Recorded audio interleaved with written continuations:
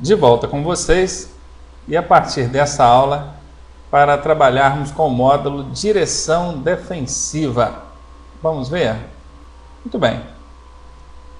A definição de direção defensiva, segundo o DENATRAN, o Manual de Direção Defensiva do DENATRAN, é a forma de dirigir que permite a você reconhecer antecipadamente as situações de perigo e prever o que pode acontecer com você, com seus acompanhantes, com o seu veículo e com os outros usuários da via. Essa é a definição de direção defensiva, segundo o Manual de Direção Defensiva do Departamento Nacional de Trânsito. Eu tenho a minha definição também, coloquei aqui, professor Ronaldo. É o conjunto de técnicas e procedimentos utilizados pelo condutor com o objetivo de prevenir ou minimizar os acidentes de trânsito e suas consequências. O motorista defensivo abre mão do seu direito no trânsito de modo a priorizar a segurança, o bem-estar e a vida. Pois é, se você quer uma definição mais técnica, o DENATRAN te deu dentro dessa tarja verdinha que vocês veem aí no slide. Se você quer uma definição mais próxima da realidade, é a definição do professor Ronaldo, aí na tarja azul. Tanto uma quanto outra descrevem muito bem o que é a direção defensiva. Se pudermos, então, juntar as duas, nós vamos ter aí uma mesclagem, dando uma definição perfeita sobre direção defensiva. Agora, o que está na tarja amarela, aí fica melhor ainda. Melhor ainda assim, é importante a gente observar e guardar que o motorista defensivo, ele jamais vai impor a razão dele no trânsito. Ele jamais vai impor o direito dele no trânsito. Ele, como um bom motorista, assim, certamente também um bom cidadão, ele abre mão do próprio direito, da própria razão, zelando sempre para, em primeiro lugar, a segurança, o bem-estar e a vida. Condutor. Características de um condutor defensivo. Ele é educado, gentil e cortês. Conhece e respeita seus direitos e deveres. Prefere a segurança à razão. Geralmente é um bom cidadão. Respeita as leis de trânsito. É prudente, sensato e amigo. Ótimas características aí para definir um condutor defensivo. A direção defensiva, ela nos mostra como método básico para dirigir duas formas, a preventiva e a corretiva. E nós vamos ver agora o que é essa direção defensiva preventiva e essa direção defensiva corretiva. A defensiva é o tipo de direção que antecipa ao risco, enquanto a corretiva não antecipa ao risco, espera acontecer para depois reagir. A direção preventiva ela é de baixo risco, porque se o condutor consegue antecipar ao problema, ao perigo, ela certamente vai oferecer menor risco do que a corretiva, que de fato é de alto risco. A direção preventiva exige pouca habilidade do condutor. É isso mesmo. Se o condutor foi capaz de antecipar ao risco, se ele já estava esperando pelo perigo, não vai exigir dele tanta habilidade, tanto domínio para poder evitar o acidente. Enquanto o corretivo, aquele que não antecipou o risco, vai precisar de muita habilidade para evitar o acidente. A direção preventiva é a recomendável. A corretiva é a não recomendável. Pois é, entre preventiva e corretiva, acho que ficou claro para a gente que a preventiva é a que deve ser adotada pelo condutor.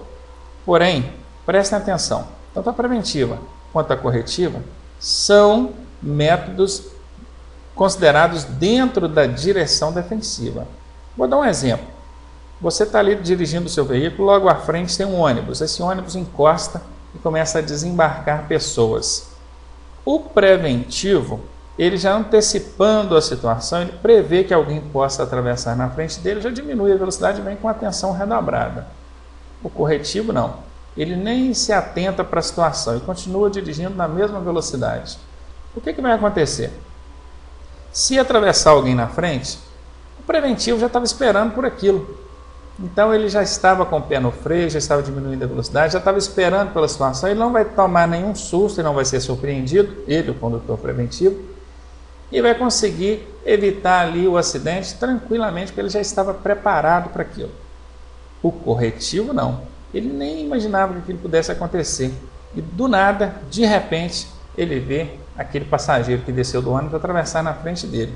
Aí é a hora que ele vai ter que usar de muita habilidade, vai ter que ser muito rápido, tirar o pé do acelerador, levar no freio, para conseguir conter o veículo, conseguir evitar o acidente. Observe que ainda sendo uma postura corretiva, de corrigir o erro, evitou o acidente. Porque se não evitar o acidente, aí não é direção defensiva. Compreenderam? Pois é, não tentem fazer essa relação. O preventivo é o prevenir, o corretivo é o remediar. Conforme o ditado popular, melhor prevenir do que remediar. Fundamentos da direção defensiva. Está vendo essa palavra aqui? Isso aqui não é uma palavra, isso aqui são as iniciais dessas 5 palavras aqui. Se vocês observarem, a primeira letra está na cor vermelha e se vocês lerem nesse sentido, vocês vão ver que vai se formar a mesma palavrinha lá em cima, CHAPD, que são conhecimento, habilidade, atenção, previsão e decisão. Esse CHAPD é só uma técnica de memorização. Às vezes você não consegue lembrar das 5 palavrinhas, mas lembrando do CHAPD você já tem as iniciais: C de conhecimento, H de habilidade, A de atenção, P de previsão e D de decisão. Tem alunos que, para facilitar ainda mais, eles leem assim, chá para 2. É isso mesmo, chazinho para 2. E ajuda também, né? Chá para 2. É o CHAPD, ou conhecimento, habilidade, atenção, previsão e decisão. Isso são fundamentos, né, da direção defensiva. Por quê? Porque realmente o condutor precisa desses fundamentos para ser caracterizado como um motorista defensivo. Vejam, conhecimento sobre as regras, leis de trânsito e também conhecer o veículo que dirige, claro. Habilidade, que é o domínio sobre o veículo. Habilidade é isso, é prática, é desenvolver prática com o veículo, dominar a máquina que está ali em suas mãos. Atenção difusa é a adequada. Atenção difusa. Só chamando a atenção pelo seguinte: existem basicamente 3 tipos de atenção quando você está dirigindo. Tem a atenção fixa, tem a atenção dispersiva e tem a atenção difusa. A atenção fixa é aquela onde o condutor fixa a atenção em um único ponto. Isso não é legal, não é bom. Ele tem que estar atento a todos os pontos: frente, laterais, retaguarda e indicações do painel. A dispersiva é o motorista disperso, aquele que tira o foco do objetivo principal, que é dirigir. E a difusa é a correta, a adequada, aquela onde ele está atento à frente, laterais, retaguarda e painel do veículo. Vejam bem, a atenção fixa ela pode acontecer circunstancialmente ou pode acontecer mesmo por falta de postura, falta de hábito ou bons hábitos do condutor. Vejam, a pessoa quando vai fazer uma ultrapassagem, ela preocupa tanto com a contramão que ela acaba fixando a atenção dela na contramão para verificar se a contramão está livre e esquece de olhar outros pontos, laterais, retaguarda. No momento que ele vai ultrapassar, ele entra fechando alguém que já estava ultrapassando. Isso é um exemplo de atenção fixa circunstancial. Foi apenas naquele momento. Ele acabou assim, colocando a atenção dele em um único ponto. Na prova eles são mestres em colocar a seguinte questãozinha: você está aqui conduzindo seu veículo e percebe que alguém à frente dirige de forma perigosa. Qual deve ser a sua postura em relação a esse condutor que dirige de forma perigosa? Aí na letra A, não tire os olhos dele, mantenha a sua atenção voltada para ele. Está errado. Isso é uma atenção fixa. certo? Ainda para tentar te convencer, eles colocam, não tire os olhos dele, pois ele representa um alto risco para você e para o trânsito, tentando justificar para te convencer, argumentar com você, para te convencer a marcar essa alternativa errada. Atenção fixa não pode. Você tem que dar uma atenção especial para esse condutor que está dirigindo de forma perigosa na frente? Sim, tudo bem. Mas só olhar para ele também não dá, não é? A atenção dispersiva é aquele que tira a atenção dele do objetivo principal, que é dirigir. É onde ele começa a regular o som, começa a assistir o que está passando no DVD player, começa a mandar mensagem, falar ao celular enquanto dirige, comer, beber, alimentar-se durante a condução do veículo. É gente que se dispersa conversando muito com os ocupantes do veículo. Conversar não tem problema, mas eu digo conversar ao ponto de não prestar atenção no trânsito, não prestar atenção no que está fazendo. Isso é atenção dispersiva. Enquanto a atenção difusa é adequada, aquela onde o condutor se posiciona de maneira correta, tem uma visão privilegiada de todos os pontos do veículo, movimenta a cabeça para eliminar os pontos cegos do veículo, perceberam? E lá na atenção fixa, eu falei que tem dois tipos, a circunstancial e a por falta de postura. Existe aquele condutor que não tem uma atenção adequada, a atenção dele é fixa, por falta de postura mesmo, ele cola o banco no volante, fica ali com o nariz a 2 dedos do volante, olhando só para frente. Ele não olha retrovisor interno, ele não olha retrovisores laterais, ele só olha para frente. O mundo pode arrasar do meio do carro dele para trás que ele não vê. Esse é o condutor que adota atenção fixa por postura errada, por falta de bons hábitos. Viram aí a importância de conhecer os tipos de atenção e saber aplicar a atenção correta? Isso é cobrado em prova, tá? Continuando. Previsão, antecipar-se aos riscos. Se o condutor tem que ser preventivo, conforme nós vimos no slide anterior, ele precisa ter capacidade de previsão, capacidade de antecipar-se às situações.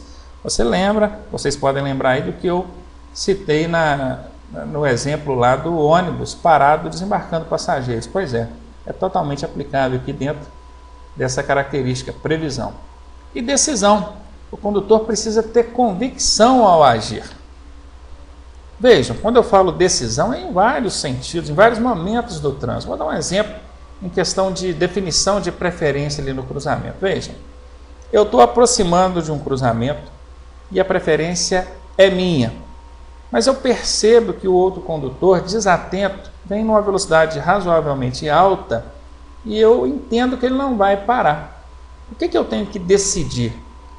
Conforme a direção defensiva me propõe, eu não vou impor a minha razão, eu não vou entrar e deixar que o acidente aconteça para depois resolver o problema. Não é assim. Eu vou decidir, e a minha decisão aqui é parar e deixar ele passar, mesmo sendo a preferência minha. Isso é direção defensiva. Por outro lado, se a preferência for dele, eu estou aproximando, diminuindo a velocidade e percebo que ele chegou e parou também, e muitas das vezes até dá um sinal mandando eu seguir, eu vou seguir. Eu não vou parar e ficar discutindo com ele. Não vai que a preferência é sua. Claro, isso aqui não pode acontecer. Tem que ter decisão no trânsito. A preferência é dele, o direito de passar é dele. E não o dever, a obrigação de passar é dele. A preferência é dele, ele tem o direito de passar, mas não quer passar. Cedeu a vez para mim, então eu vou. Isso é decidir. Muito bem, aqui em cima eu esqueci de comentar o conhecimento sobre regras e leis de trânsito. O conhecimento só se adquire estudando, tá? Por outro lado, a habilidade, que é o domínio sobre o veículo, só se adquire praticando, treinando. Tem muitos alunos pedindo para que a gente do Autoescola Online, nós do Autoescola Online, gravemos aulas sobre direção, sobre prática. Sim, esse já é um projeto nosso que está em andamento. Talvez, quando você estiver assistindo esse vídeo, esse projeto já esteja sido implementado e essas aulas já estejam aí disponíveis para vocês. A gente vai fazer isso. A gente já está fazendo isso, gravando as aulas de prática de direção, que, por sinal, vão ficar excelentes. Mas vejam bem, você assistir o vídeo de prática de direção, as técnicas que são passadas, os macetes, os pontos de referências, é bom para você formar uma ideia sobre o que você vai fazer. Mas se você não colocar a mão na massa, se você não pegar o veículo, se você não praticar, se você não treinar, você não vai desenvolver habilidade, porque a habilidade se desenvolve praticando, colocando a mão na massa e não somente estudando, assistindo ao vídeo ou captando ali as técnicas e procedimentos, condutas para realizar tal manobra. A baliza, o pessoal tem um pânico de baliza. Aí a gente lá na videoaula ensina aí 5 ou mais técnicas diferentes para fazer a baliza. Ótimo, o aluno está vendo ali, ele entendeu direitinho como é que funciona, mas será que ele vai conseguir colocar aquilo em prática? Então esse é o desafio para o condutor que deve, obviamente, desenvolver habilidade. Automatismos. O que são automatismos? São ações executadas pelo condutor de maneira inconsciente ou involuntária. Existem automatismos corretos e existem automatismos incorretos. Nós temos aqui alguns exemplos de automatismos corretos e alguns exemplos de automatismos incorretos. Deixa eu falar um pouco para vocês sobre automatismo. Essa palavra automatismo é muito usada em prova. É quase impossível não cair nada sobre automatismo na prova de vocês. Automatismo nos faz lembrar, nos remete, inclusive, é um termo derivado da palavra automático ou automática, certo? O automatismo, sim, ele vem de automático. E o que são automatismos, conforme a descrição aí? São ações executadas pelo condutor de forma involuntária. Por isso que são chamados de automatismo, é automático, ele não percebe. E essas ações, elas acontecem por hábito. Isso mesmo, o condutor desenvolve hábitos ao dirigir. E esses hábitos podem ser corretos ou incorretos. Depende da técnica que você aprendeu, da qual técnica você utiliza, se é a técnica adequada e do seu desenvolvimento em relação àquela técnica. Por isso não é aconselhável que o candidato a condutor aprenda a dirigir com pessoas não profissionais, o seu pai, o seu irmão, o seu namorado, o seu esposo ou a sua esposa, né? A gente sempre fala assim, como se fosse uma mulher aprendendo com um homem, o contrário também pode acontecer. Essas pessoas, não sendo profissionais, elas vão te ensinar sim a guiar o veículo, seja o automóvel ou a motocicleta, mas eles não vão se atentar para técnicas corretas. Eles vão te ensinar a guiar do jeito que eles entendem que é a maneira que deve ser feita. Aí você acaba aprende a guiar, dominar o veículo, mas cheio de técnicas incorretas. Esse é o problema de aprender com alguém não profissional. Inclusive, é o que justifica a argumentação de alguns, ou a afirmação de alguns, que aprender na autoescola do zero é melhor do que já saber, ou chegar sabendo alguma coisa. Nem 100% verdade, nem 100% mentira. Porque se por um lado, aprendendo do zero na autoescola, você vai aprender desde o primeiro contato com o veículo, desde o primeiro passo, dentro das técnicas corretas, você deve considerar também que esse que está começando do zero não tem domínio nenhum sobre o veículo. Portanto, ele vai ter essa dificuldade de não ter domínio. O outro já tem domínio, mas é cheio de vícios, cheio de técnicas incorretas. E o desafio do instrutor não vai nem ser ensinar ele a dominar o veículo, vai ser ensinar ele a perder aquelas técnicas, aqueles vícios incorretos e colocar então ele executando o domínio com o veículo dentro das técnicas corretas. Então isso que nós estamos debatendo, discutindo aqui, é que são automatismos. São aqueles gestos que a pessoa faz de maneira inconsciente, involuntária. Eu tenho alguns exemplos aqui na tela e quero mostrar para vocês. Alguns exemplos de automatismos corretos. Posicionamento das mãos ao volante. Isso, correto posicionamento das mãos ao volante. É a pessoa que pega da maneira correta no volante para fazer o giro do volante, o manuseio do volante da maneira adequada. Correta utilização dos pedais. Postura ao dirigir. Bom, eu até tenho um exemplo aqui embaixo, vou mostrar para vocês agora, exemplos de posicionamento de mãos ao volante. Isso vale para a prática, mas na teoria, na prova teórica também é cobrado, e vocês vão ver como é que se aplica. Utilização dos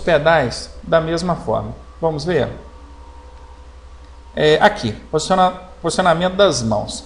Conforme essa ilustração nos mostra, esse deve ser, ou essa deve ser a posição das mãos ao volante. Como é que funciona isso? Se a gente pegar o volante e colocar nele horas, como se fosse um relógio de ponteiros, nós vamos ter então a posição correta sendo uma mão próxima aqui ao 9 e outra mão próximo ao 3, o que nos vai levar a concluir que a posição correta seria o equivalente a 9 e 15, certo? Imagine, uma mão aqui é um ponteiro aqui, e a outra mão aqui é outro ponteiro aqui no 3. Então, o 9 e 15, o equivalente a 9 e 15 num ponteiro de relógio, é o posicionamento correto das mãos ao volante. Isso quando em linha reta. Se você vai fazer uma conversão, ou já vai posicionar as mãos, preparar as mãos no volante para fazer uma curva, você já pode sobrelevar um pouquinho a mão, colocando ela aqui na posição do 10 e a outra na posição do 2, o que seria o 10 e 10. Portanto, na sua prova, caiu qualquer questão falando sobre posicionamento de mãos ao volante, 9 e 15 ou 10 e 10 são posturas ou posições de mão consideradas corretas, adequadas ao dirigir. Eu falei também aqui sobre a correta utilização dos pedais. Aqui nós temos um exemplo da pessoa pisando no pedal bem com a pontinha do pé. Vejam bem, nem a pontinha do pé e nem o meio do pé. O ideal é a ponta do pé, certo? Mas não a pontinha, quase ao ponto do pé escapulir do pedal. E o meio do pé também não. Então a gente utiliza os pedais com a ponta do pé e não com a pontinha do pé. Aqui não vou dizer a unha porque está de tênis, né? Mas muito com a pontinha não e muito com o meio também não. O correto seria a ponta do pé. Então são alguns exemplos aí de técnicas corretas que são cobradas mais frequentemente em prova. Vamos ver aqui alguns automatismos incorretos. Permanecer com a mão fora do volante. É a pessoa que vai mudar a marcha e deixa a mão na marcha. Outro já fica com a mão na janela, pendurada para fora. É errado. As duas mãos devem permanecer no volante. Podem tirar apenas uma das mãos do volante por vez para executar um comando do veículo ou dar um gesto convencional de braço. Descansar o pé no pedal da embreagem. É a pessoa que não está acionando a embreagem, mas fica com o pé ali descansando na embreagem. Também é um automatismo incorreto. Debrear ao início da parada. É outro automatismo incorreto. Prestem bem atenção. Debrear é pisar na embreagem logo ao início da parada. Pois é, isso aí tem causado bastante controvérsia entre condutores e candidatos aí. Entre os profissionais até que nem tanto, porque eles sabem exatamente o que eles estão fazendo e o que eles estão tentando. Mas vejam, o aluno aprendeu com alguém não profissional que quando ele vai imobilizar o veículo, usando o freio, por exemplo, ele precisa acionar a embreagem, porque senão o motor apaga. E sim, realmente apaga. Só que você está ali a 50, 60, 80 por hora, você vai pisar no freio, o sistema de freios diminui a velocidade do veículo.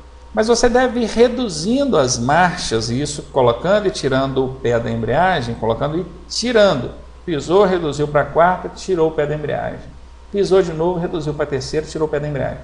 Observe, tirando o pé da embreagem, que é para o motor do veículo também fazer um trabalho de frenagem.